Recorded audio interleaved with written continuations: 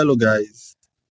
Welcome back to another exciting episode of Control or Be Controlled podcast designed to help you start thinking differently and take control of your life. And as always, I remain your host, Darlington. This guest is Jordan Mendoza. Jordan, welcome to Control or Be Controlled. Hey, thanks so much for having me. All right, so Jordan, I would like you to introduce yourself to my audience. Yeah, so I'm Jordan Mendoza. I'm the founder and CEO of a few different companies. My first company I launched was Blaze Your Own Trail Consulting. I also have a company called Blaze Your Own Trail Group Coaching. It's live coaching plus a platform for entrepreneurial tools. I'm a co-founder of Calendar PA, which is a scheduling software for small, medium, and large businesses. Also a co-founder of Wasso, which is a company, a prop tech company based in La Louvière, Belgium, and also the co-founder of Blazing 3D Print. So I do a lot in the entrepreneurial space, based here in Atlanta, Georgia, where I live with my wife and 6 children. I'm excited to be here. Thank you so much, Jordan. 6 children. Okay, you have 6 beautiful children. Nice to hear that. I don't know. I would like to add a little bit to that introduction as well. So, he's the founder and CEO of Blaze Your Own Trail Consulting LLC, where he helps service providers grow their business through strategic marketing, sales, and leadership consulting.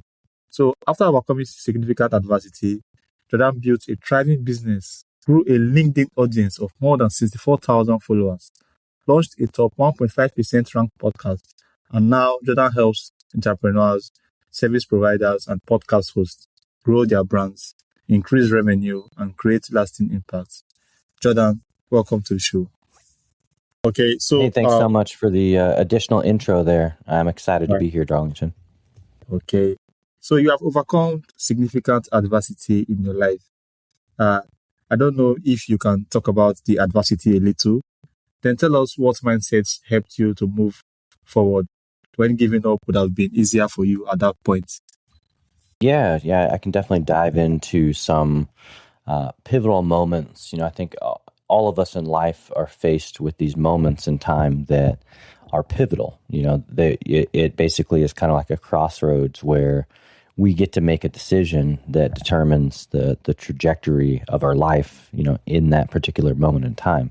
And, for me, before I turned, 22 years old, I had faced so many different adversities, and not all of them were the same. Some were, physical adversity. Some were racial adversity. Some were financial adversity. Some were based on communication. And so that really stirred in me to write a book last year. Actually, we're celebrating our first anniversary of the book. It's called The Life-Changing Power of Adversity, because I truly believe that if we're willing to dive in and extract the lessons, adversity can be life-changing, not in a negative context, but in a positive context. And it all depends on what lens are we looking through. So I'm definitely going to share a few pivotal moments, in my life that I had to personally deal with and overcome each of them, and then one lesson from each, if that would work for you, Darlington. Yeah, sure. Okay, perfect. So for the first one, we're going to dive all the way back to 4th grade. So I was in 4th grade, grew up in North Portland, Oregon, and we had this big park that was not too far from our elementary school called Pier Park. And on the last day of 4th grade, we had this big picnic at the park. And so if you can imagine just, kids everywhere, teachers, and there's just all kinds of sports and activities going on. There's tetherball, there's baseball, there's kickball, all kinds of stuff happening. And it was just a fun day. And I decided I was going to play baseball, and I picked up the bat and I swung it. And when I swung the bat, I spun around in a circle. The bat flew under this tree, and I ran over to go get the bat. And when I stood up, Darlington, there was literally a beehive on my head. And so I start running. There's bees chasing me. Bees are stinging me. kids are running away from me, teachers are running away from me, and I start running towards these picnic tables, and finally some good teachers grabbed these big coolers and poured water on top of me, and were starting to like individually like smack and pick all these bees off of me. But that day I got stung 53 times. And so, if I was allergic, obviously we wouldn't be having this conversation. So I'm grateful that I'm not allergic to bees. But yeah, 53 bee stings in one kind of sitting was pretty wild. And one lesson that I learned is that everyone reacts differently in chaotic situations. That was really something that I took away from that, because again, there were students running, there were certain teachers were running, and then, there's a certain type of personality, a person that decides to jump in and intervene and help. So that's, kind of pivotal moment in story number one in fourth grade. If you fast forward a handful of years later, I was in seventh grade, we had just moved 2 towns away. So we moved from North Portland all the way to a couple towns away, and I had to take 2 public buses just to get to my middle school. And so every day I would take one bus, it stopped at a 7-Eleven. I would wait there for about a half hour, and then I would get on the next bus, and then that bus would take me a block from where my middle school was. And so every time I would be there, I would be playing Mortal Kombat 2 at the arcade machine. And one day I was just doing my normal thing, and as I'm playing, I hear a man's voice yell, "Hey, Daniel." And I'm Jordan, so I just kept playing the game, and before I knew it, my body was lifted in the air. I was thrown into the Terminator 2 pinball machine.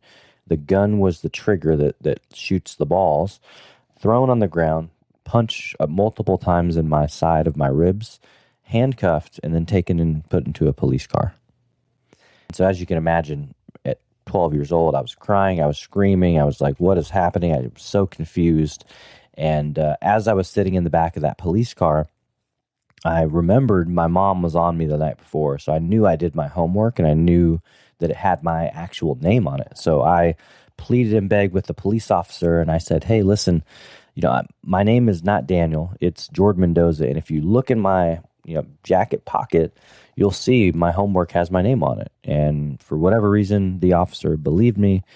He reached into that pocket, Darlington, and he read that piece of paper. It said Jordan Mendoza, and that's when he knew that he screwed up. So the thing was, they were looking for a Hispanic runaway. Well, first mistake, I'm not Hispanic. Second mistake, I wasn't a runaway. I was just there waiting for the bus. And the third thing they did was they used police brutality, excessive force. They shouldn't have hit me. Fourth thing they did was they racially profiled me based on my skin color, that I was a race that I wasn't. So there were so many different things that occurred, but at the end of the day, the officers ended up losing their jobs, and I ended up moving on with my life. But there was a time there, because we were really poor, and my mom looked at this and she said, "Man, we're going to get a lot of money for this. We're going to sue the city. We're going to do this and that." And I was like, "Listen, I just want to move on. They definitely don't need to be police officers. They don't need to have their job. But I just want to move on." And I had to go through, seeing psychiatrists and this whole process and the courts and all this stuff. And yeah, they lost their jobs, and I moved on. But one lesson I gained from that experience is that even people that are sworn to protect and serve, even people that have, this high level of authority, and, they still make mistakes. People are people. I don't know what was happening before they arrived at the scene, or how many people they were going after, or how late they were working, or I don't know I don't have any of that context. And so but I just understand now, and I understood at 12 years old that people make mistakes, and I didn't need to have something long and drawn out for me. I just needed to kind of move on. And then the third moment, if you fast forward just 7 short years later, at 19 years old, so from about 12 to 19, I was in sales after high school. I got a sales job. I traveled in multiple different states around the country, and we had this opportunity to open an office in New Jersey from California to New Jersey. And so a ton of us were driving in multiple vehicles, and we were in the state of Wyoming. It was about 4 a.m, and in the vehicle that I was in, it was a truck, and I was sitting in the back seat. There were 2 other passengers next to the driver. It's kind of like a cab situation. And the driver, I was already asleep at this time, but he falls asleep at the wheel. And when he fell asleep, Darlington, instead of hitting the brakes, he woke up and he overcorrected the wheel and he hit the gas. And so we started sliding in this truck at over 70 miles an hour. The truck flips multiple times and then comes to a stop. And at that moment, I, of course, woke up as the truck's sliding. And so I get out of the vehicle. The other 2 passengers get out, and the area where our buddy Jeremy, the driver, was supposed to be, the windshield was completely gone, and he was gone. And he was ejected about 25 yards from where the truck landed. And when we eventually found him, he stood up like a zombie, screamed for a second, and then he landed back up, fell on the ground. And that's when we knew that he was seriously injured. And luckily for us, there were some off-duty EMTs that just happened to be coming from Colorado from a conference, and they arrived at the scene pretty quickly. They were able to call a helicopter. My buddy got life-flighted to Casper, Wyoming, and that was in the moment when I started to smell a very strong iron smell, and I didn't realize it was me, but I reached down on my right leg because I felt something wet, and my hand went in about a fist deep. I had a cut. A 12-inch cut on my right leg. I also had an 8-inch cut on my left leg. I had to have laser surgery on the right leg, 52 staples between my 2 legs, 2 on my wrist, and I lost a ton of blood. And so I had to be rushed to the hospital in an ambulance, prepped for surgery, and I woke up the next morning in a hospital bed. What did I learn about this situation? Well, it was a long recovery. As you can imagine, you get in a horrific accident like that. I mean, I was told I may not be able to walk again. And so I was really, really motivated. Well, I spent the handful of weeks in the hospital as I went through, this physical therapy to try to, get back range of motion and figure this thing out again. And by the grace of God, I recovered fully in 6 months. And you fast forward almost 30 years later, at 45 years old, I can still run and jump and swim, and I have no ailments from that accident at all. So what did I gain from that? It's that, God will never put us through something that we can't handle. And he will always allow us to dive into, a tumultuous or a traumatic situation and use it for our testimony to help other people. So I hope that your audience gets value in seeing that even though there are terrible things that can happen to people, there are hard things that people go through, it doesn't mean it's the end. In fact, if you can extract the lessons, it can be the beginning of something great for you to be able to help others with. Okay, thank you so much, Jordan. Thank you for breaking that down. That was wonderful to listen to. And I'm sure my audience can pick 1 or 2 from that and run with it. So, you have produced more than 2,300 podcast episodes, right?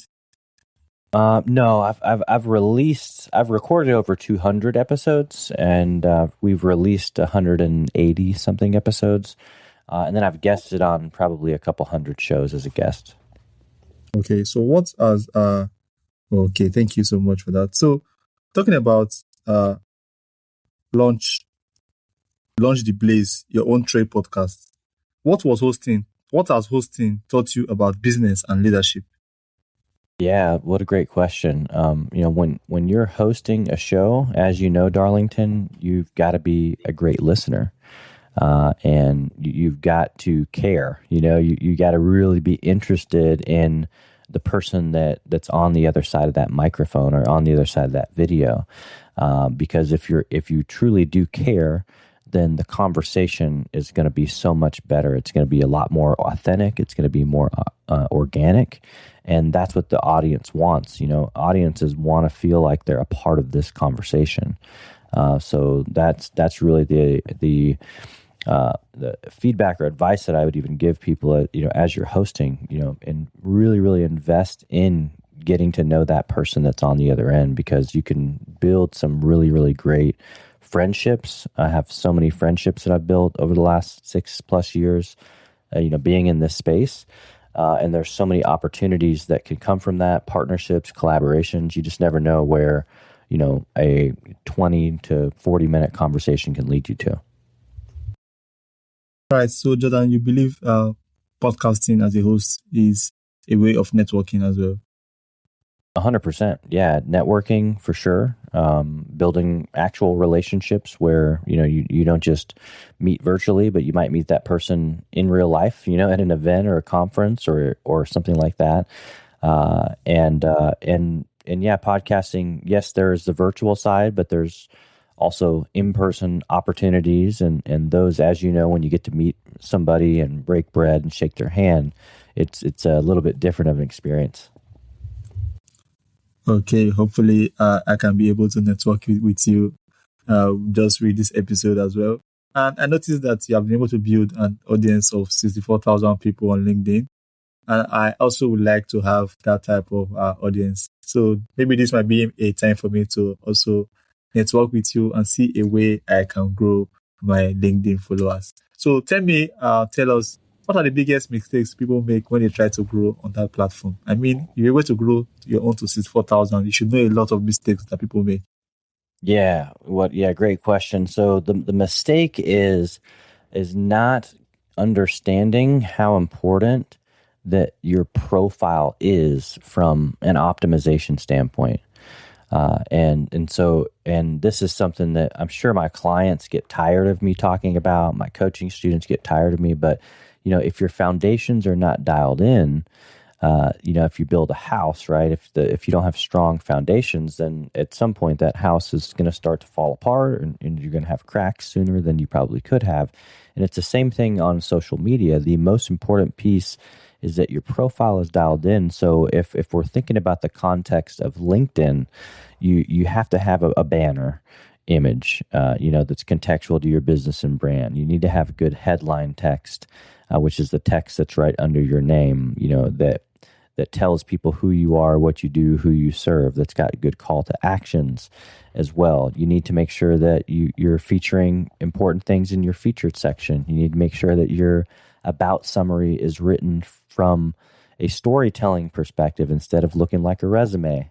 You need to make sure that all your experience section is beefed up and you've got all the context in there and you're pointing to relevant links and you're adding relevant images. You really, really need to take inventory from top to bottom of your profile and ask yourself, is this really dialed in? Is this a place that I want to start sending traffic to? Because that's what happens is most people forget about their profile and they start going and putting out a bunch of content and they wonder why it doesn't convert into traffic or clients. It's because their profile's not set up correctly or their profile's not dialed in correctly. So that is my biggest advice. And, because again, I was the guy that didn't have an optimized or dialed in profile. And once I dialed it in and once I started to implement a lot of these things, that's when I started to see positive changes and positive shifts in audience growth. Okay. But that's kind of phase one, right? Is optimization. Phase two is, do you have a relevant content strategy that is speaking to your ideal audience, where you're helping them, giving them tips, encouraging them, things like that. And then from there, it's, your growth strategy. How are you contextually and strategically growing your audience with the people that you want in your audience, the people that you can either help or that can help you, and so on and so forth. And then from there, you need a conversion strategy. Now that you've grown the audience with maybe your ideal client, how are you now taking the online, offline, building contextual relationships and turning that into potential business? And so that is really, yes, it starts with optimization, but it doesn't end there. And so that's why for me, it's important. Like when I'm coaching people, I need to take them from the beginning of a process, which always starts at optimization, whether you're on LinkedIn, Facebook, Instagram, TikTok, YouTube, doesn't really matter. You always have to make sure your profile is dialed in and optimized. And so for some of your listeners, this is a call to action for you to go and look at all your profiles and make sure Is my photo the same? Because if it isn't, it should be. It should be cohesive.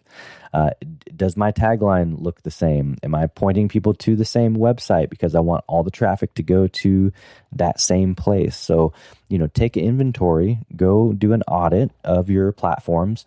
And then if you get to a place and you're like, man, I just don't know what I'm doing. Obviously the internet is the first place to go. You go to Google or YouTube and you type in what you're looking for. But at the end of this episode, I'm going to share with you all a website where you can come learn every week completely free. I do weekly calls 4 times a month, and it's on all this stuff that you're probably looking to grow in, whether that's LinkedIn or podcasting or growing a business and so on and so forth. So thanks for the great question, Darlington.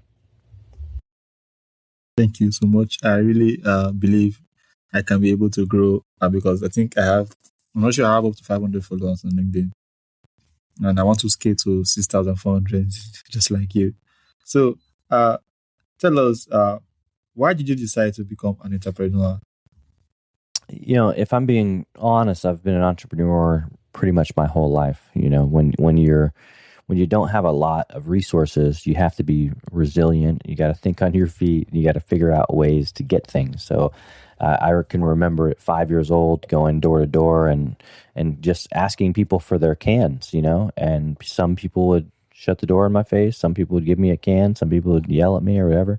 But, I was bold enough to go and basically ask for something. And that's really, what entrepreneurship is all about is, you're building something, but then you're asking people to trust that you can help them with that something. And so doing that at an early age and then getting into sales at a very early age, at 14 years old, getting my first sales job and doing door-to-door sales. And I've tried so many businesses. And that's the thing that I want to encourage your audience with is I've had so many more businesses fail than have actually succeeded. Yeah, I've got 4 or 5 now that are doing well and that are growing, but you didn't see the other probably 36 that didn't ever see the light of day or didn't produce any revenue. But all of those reps that I got to put in the failure have helped me lead to what works and what doesn't work and have gotten to success. Okay. So you're saying that life forced you into becoming an entrepreneur. Oh, say that one more time. So you are saying that life forced you into becoming an entrepreneur. Life forced me? No, I think that I just, life gave me an opportunity to recognize my strengths and my natural gifts, which is communication. And communication is what brings opportunity. Because if you can communicate effectively and you can speak in a whether it's digitally or virtually or online, and you can create impact for people in that capacity, then there really isn't any organization that doesn't need better communication. There isn't any human that doesn't need coaching on how to become a better speaker or communicator. And so that I think has been the gift, is the ability to communicate, have conversations, build relationships with people quickly, and do that at scale. Okay. So you were able to also grow your LinkedIn newsletter to more than 17,000 subscribers. So can you share with us the practical advice you would give to someone starting from scratch today? Yeah, absolutely. Well, the first thing is you got to launch one. If you want to grow it to more than, from 0 to any number, then you've got to create a newsletter. And one thing that I do is I actually teach people on how to go from ideation to creation to launch to monetization when it comes to LinkedIn newsletters. And so I facilitate those workshops quite a bit. And, LinkedIn does not make it easy, folks, to create a newsletter. In fact, I would say that if I asked 20 people if they knew the process, 19 of them or more would probably say they didn't. And so that's why I built a workshop around it, because just creating one is a process that LinkedIn does not make easy for people. Okay. So now once you have created your newsletter, how do you grow it to any number, past you being the first subscriber? Is it takes consistency. It takes understanding who your audience is. It takes good short content.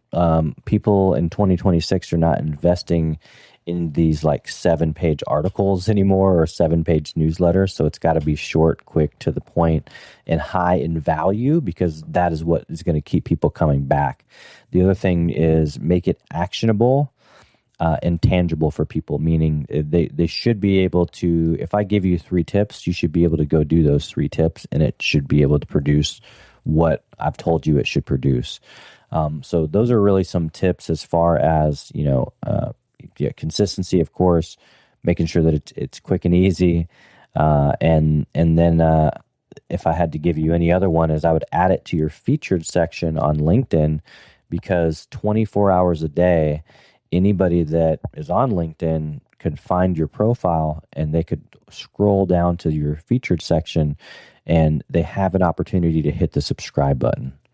And so I think if I could attribute, like, how did I grow to 18,000 now plus subscribers? One of the reasons is because it's featured, and that gives me opportunity to be found at any given moment. Okay, thank you so much. So, almost as if you are a growth specialist, you know how to grow things and monetize things as well.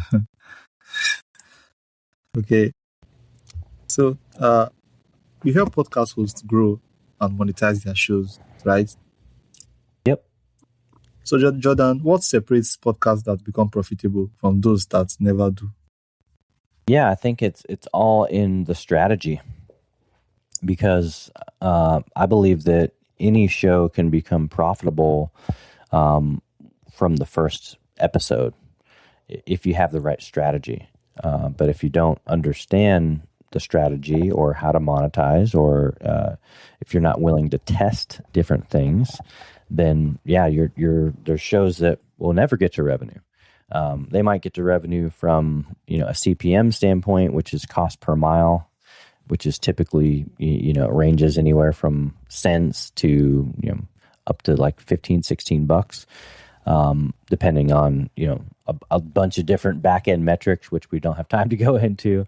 But as far as can a show monetize? Absolutely. And if you want me to give you a few ways that I encourage people to monetize from day one, a simple one is through their own products and services. Because here's the thing that I want your audience to understand, is that podcasts are evergreen. And what that means is that as long as the show is out, someone can search up some keywords in the show, or my name, or something about something that's in one of the pieces of content, and they can find one of the episodes that I produced in 2020.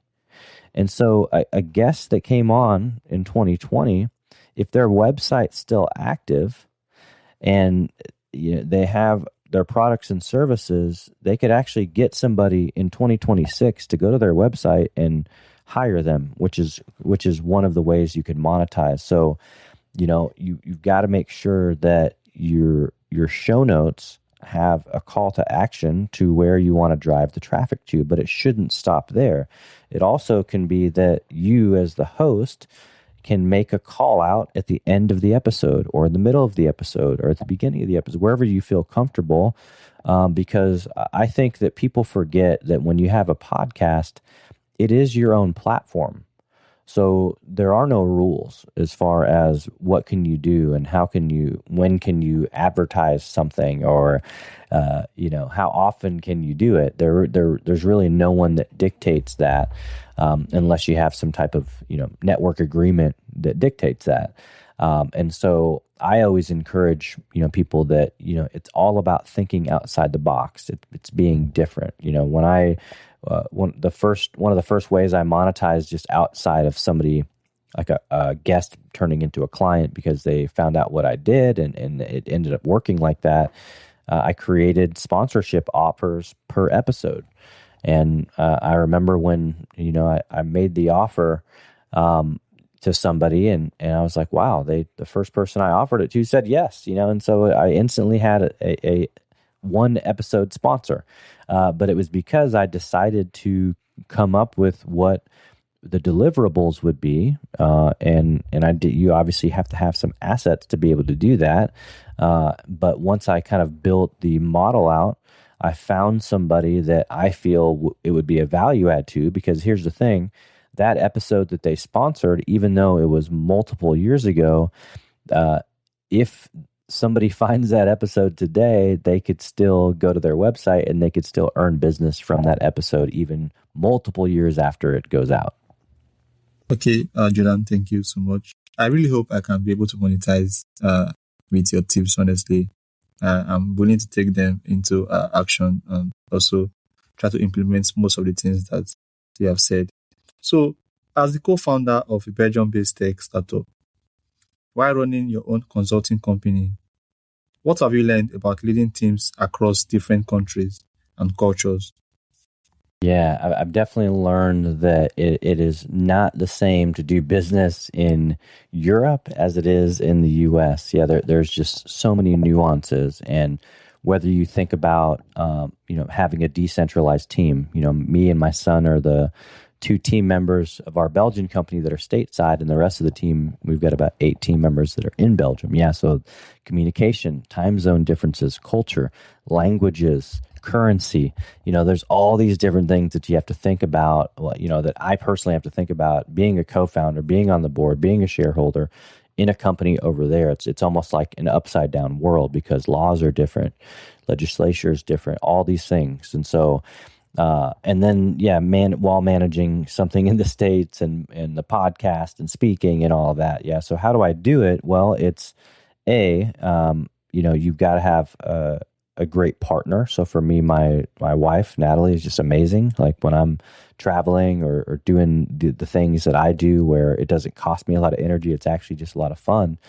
She does the heavy lifting and makes sure that everything else is in order. So I think having a team, a partnership, whether that's your spouse or whether that's actual employees and people that are in places and doing things when you can't be there, or maybe it's just not the best use of your time, those are all things to have in place. And then, of course, for me, I'm always a work smarter and not harder type of person. So building the right systems and processes and having automations and workflows, things that can give you your time back, that has also been a massive help in being able to do things at a high level with a lot of capacity, and trying not to drop any balls.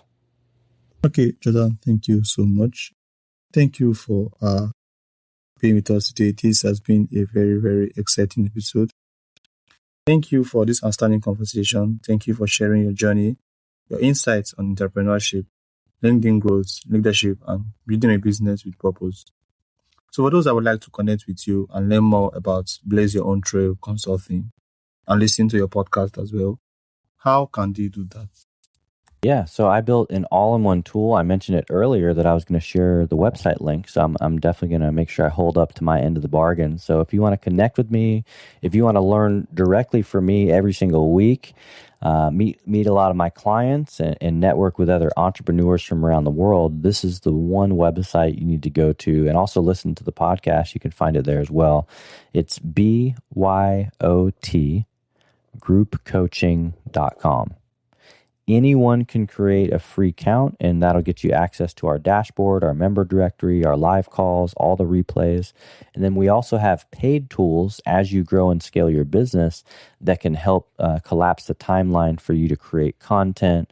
We've got a CRM, we've got video features, we've got a content studio, we've got all types of tools that are specifically designed to help you create an ecosystem for your business to help you grow and scale. So thank you so much, Darlington, for having me on the show, and I hope the audience got value. Thank you so much, Jordan. I really appreciate you coming. And thanks to my audience as well. And you all do have a wonderful day ahead. Bye, guys. Thank you, Jordan. Have a good one.